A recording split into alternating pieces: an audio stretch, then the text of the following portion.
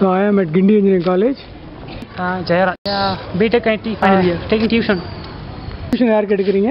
ஒரு 3 வயசு குழந்தைக்கு சார். சரி, எதுக்காக? ஐ மீன் என்னோட காலேஜ் ஃபீஸ் பே பண்ணேன் சார். என்னோட காலேஜ் ஃபீஸ் பே பண்ணேன். சரி. ஸோ நீங்கள் ஆக்சுவலாக இங்கே என்ன பண்ணுறீங்க? திருத்துளிகள் சேரிட்டி கிளப்போட வைஸ் பிரசிடெண்ட்டாக இருக்கும் சார். சரி, அது என்ன பண்ணுறீங்க?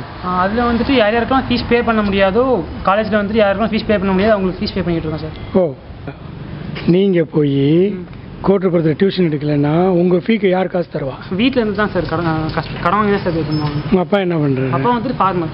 அனுப்ப முடியலன்னா என்ன பண்ணுவீங்க? அனுப்ப முடியலன்னா கடன் வாங்கி தான் அனுப்புவார். சிகேம்னா என்னது ஆக்சுவலாக? CGAM I mean CEG global alumni meet sir. சரி, வந்து பேனல் 4ல் ஓகே சார் வர்ற ஒருத்தர் வந்து என்ஜிஓ சம்மந்தப்பட்டது. Okay sir. இங்கே கிண்டிஞ்சன் காலேஜில் படிச்சுட்டு ஒரு என்ஜிஓ ஆர்கனைசேஷனில் இருக்கார். ஓகே.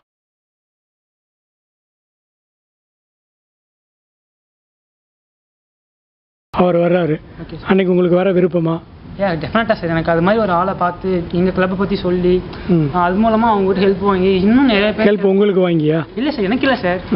அவங்கக்கிட்ட இருந்து என் கிளப்புக்கு கொஞ்சம் ஏதாச்சும் அவங்ககிட்ட இருந்து ஹெல்ப் வாங்கி எங்கள் கிளப்புக்கு வந்துட்டு எங்கிட்ட அதிகமாக ஃபண்ட் இல்லை. பாருங்கள், இந்த பையன் வந்து அப்போ கூட தனக்கு காசு கேட்க மாட்டேன்றான். பேர் ஜெயராஜ்.